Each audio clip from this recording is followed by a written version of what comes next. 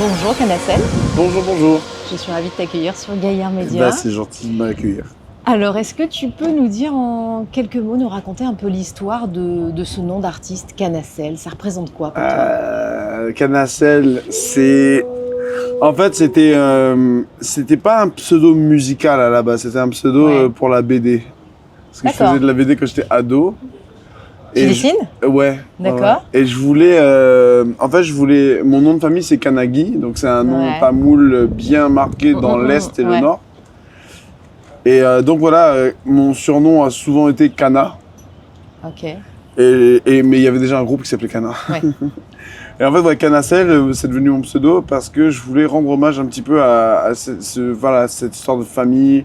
Moi, j'ai grandi pas loin de Takamaka, à l'Abondance, donc en plein milieu de Karoka Nasuk, tu vois. Ouais. Donc c'était rendre hommage à ce point de départ, mais aussi se dire qu'il y avait un autre chemin, qu'on allait aller ailleurs à partir de là, quoi. Donc on part de la canne à sucre pour aller vers autre chose, donc vers le sel. C'est résumé dans Canacel. D'accord, ok. Et c'est un peu une promesse. Canacel, c'est de se dire que là où on est, ça ne veut pas dire qu'on ne va pas aller ailleurs à un moment donné, quoi. D'accord. Avec une idée d'ouverture. Toujours. D'ouverture. Qu'est-ce qui t'a amené à faire de la musique? Parce que du coup, tu me parles de BD quand tu étais plus jeune. La force des choses. Mais je crois qu'on a toujours... c'est trop drôle. Le divertissement des autres a toujours été pour moi un truc super important. Ouais. Genre, voire même... c'est peut-être le truc avec lequel je déconne le moins, quoi. Ouais. C'est-à-dire, je suis pas le gars le plus rigide à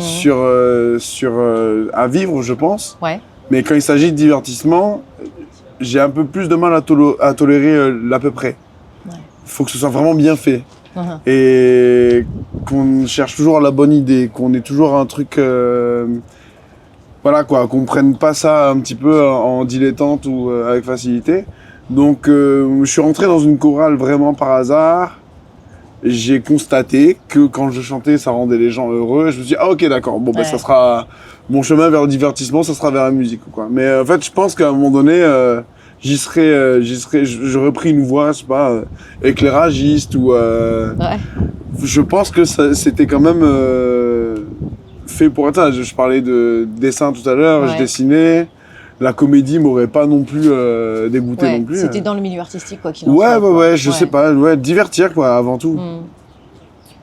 Parce que j'en ai tellement consommé qu'à un moment donné, j'avais envie de faire pareil, quoi. Ouais. Alors, quelle est la place de La Réunion dans ce que tu crées? Quelle est la place de La Réunion dans ce que je crée? Je consomme pas beaucoup de culture musicale locale. Ouais. En tout cas actuelle, il y a très peu de projets actuels que je suis, à part les énormes Pixel, les énormes Pixel ou encore Maya, Horus, Saudade, tout ça. Je suis pas très, je suis beaucoup plus au fait de ce qui sort dans la sphère rock mondiale. Ouais. Et c'est plus dans le rock anglo-saxon que je cherche un peu mes références. Et après, derrière, je me dis, ok, maintenant que j'ai ça, comment je le ramène ici?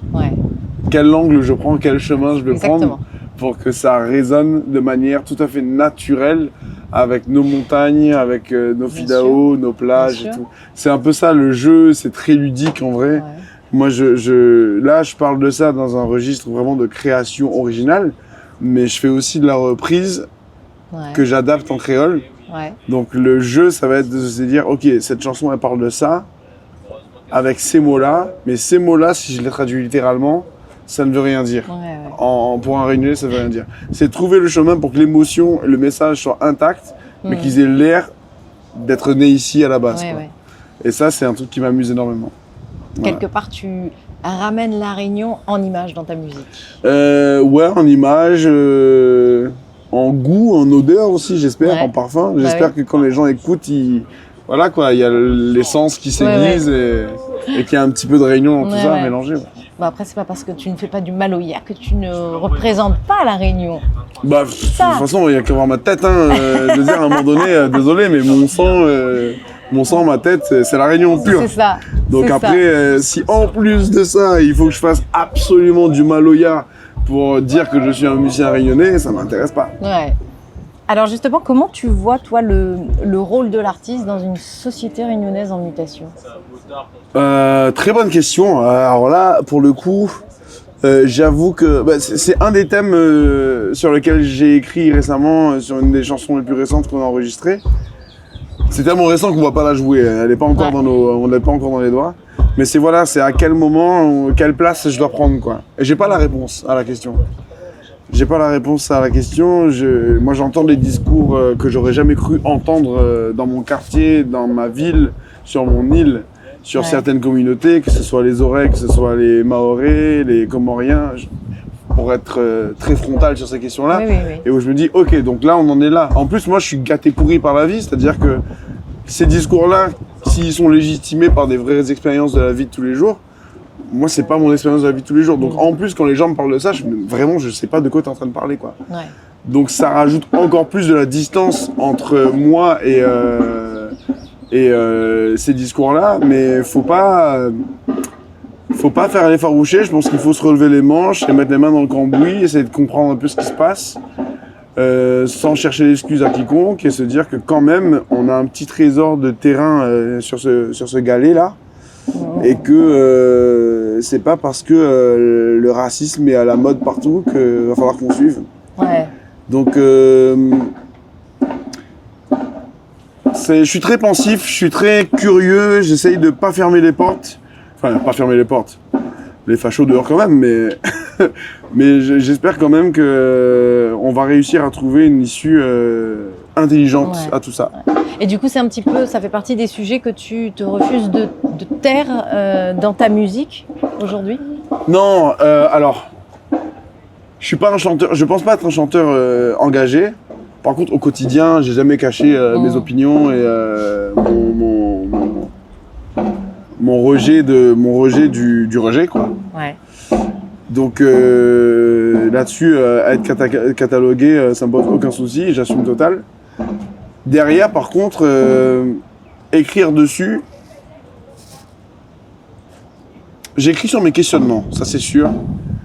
Mais je te dis, ma vie, elle a été tellement bien, il n'y a pas trop de douleur dans ma vie. Et je dis pas qu'il faut souffrir pour en parler de tout ça. Ouais.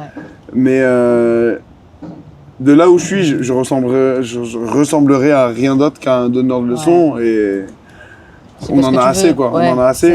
Par contre, inviter les gens à réfléchir à un thème en leur racontant une histoire dans une chanson et se dire,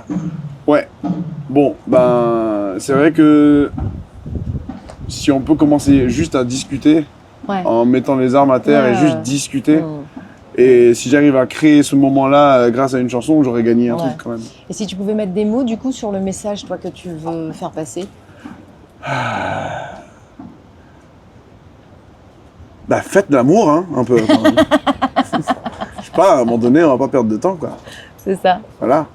Ouais. Et du coup, justement, tu veux que les gens fassent l'amour, mais c'est ça que tu veux que les gens ressentent et retiennent après t'avoir vu sur scène? Oui, écoute, totalement, vraiment. Genre, sortir d'un concert et se dire, non mais en vrai, on a passé un bon moment, viens, on va faire des enfants dans un coin, et on vit longtemps, et on est content. C'est ça. Franchement, oui, le monde, il est pas facile, quoi. Enfin, franchement, si on m'avait dit qu'on parlerait encore de génocide en 2025, si on parlerait encore de manifestations nazies, je veux dire, c'est pas des mots de notre décennie normalement, ça. Et pourtant, ils sont là tous les jours. Tous les jours. Donc, à un moment donné, je dis pas qu'on résout des problèmes. Les gens, ils comptent pas sur un chanteur pour résoudre un problème. Enfin, j'espère. Mais en tout cas, se donner une heure où on pense qu'à chanter le truc que le gars est en train de chanter, danser avec quelqu'un qu'on connaît même pas, mais qui est rigolo, qui danse à côté de nous, et oublier qu'à la maison, quand on va allumer la télé, on va nous dire le voile, machin train. Juste faire oublier ça pendant une heure, j'aime bien ce travail-là, tu vois. Et puis peut-être que une heure, à un moment donné, les gens oublieront vraiment ça et se concentreront sur les vraies choses de la vie, c'est-à-dire aimer les gens. Alors je vais te poser une question peut-être un peu plus spirituel, est-ce que tu sens, quand tu fais de la musique, est-ce que tu ressens une dimension un peu sacrée? Est-ce que tu te sens connecté à quelque chose de plus grand que toi? Ah, c'est drôle que tu poses la question là. C'est que je disais un peu plus tôt que il y a très peu de choses qui sont sacrées à mes yeux. Peut-être l'amour et les autres humains, ou peut-être la terre. Mais le sacré, non, je pense pas. Je pense que je me suis affranchi de ça, mais vraiment, je voue un vrai culte à l'amour en tout cas, parce que on m'en a beaucoup donné et j'en donne beaucoup. Et je vois bien que c'est vraiment ça qui dépasse vraiment tout. Après, que ça soit pris sous d'autres formes, je pense que vraiment, tout tournera toujours autour de ça, quoi. Mais j'ai les Crocs Beatles au pied, c'est pas pour dire autre chose que Love is all around, quoi. Voilà. C'est clair. Et justement, moi je veux savoir, qu'est-ce que la musique t'a permis d'apprendre sur toi? Mon goût de... je suis pas un joueur dans le sens où je vais pas faire tapis et tout risquer et tout. Mais en musique, par contre, je peux vraiment prendre des risques. C'est-à-dire aller chercher une vraie limite dans la voix, dans la performance. Sur scène, on dirait presque que je suis sportif sur scène. Et puis, non, je sais pas, je donne des choses que j'ai pas du tout en réserve sur scène. Il n'y a pas de limite, en fait, La musique, elle m'aura appris à essayer de repousser sans cesse mes limites. Tous ces discours de sportifs que je vois, je me dis, mais j'arriverai jamais à faire ça dans le sport. Mais pourtant, sur scène, il y a ce petit moment où je suis complètement débile, où je me dis, non, il n'y a pas de réalisme sur scène, soyons pas réalistes, surtout pas. Allons tout risquer, même si le lendemain on marche pas. Même si le lendemain on a mal à la tête, si on n'a plus de voix, on aura côtoyé un petit peu le sublime et ça sera génial. Tu auras fait all-in. Allez, dernière question, Canacelle. Si tu devais résumer La Réunion en un seul rythme ou en une seule vibration, waouh, ce serait quoi? Moi je suis de Saint-Benoît, donc ce serait le bruit d'une cascade. Le chaos total. C'est-à-dire, il n'y a pas de rythme dans une cascade. L'eau, elle tombe, quoi. Et pourtant, qu'est-ce que c'est... C'est drôle parce qu'il y a 5-6 ans, j'avais vu une éruption volcanique, mais vraiment, genre, j'étais pas loin du cratère et j'entendais le bruit. Et je me disais, mais j'ai l'impression d'entendre la réponse à la cascade d'eau, quoi. Donc, ce serait... La Réunion, c'est une île qui respire. Et on a la chance d'avoir un volcan actif. Donc ce serait soit le bruit des cascades, ou soit le souffle d'un volcan. C'est beau. C'est très pragmatique après. C'est ton avis et ton regard. Merci Canacelle. Merci à vous. Bon show à toi.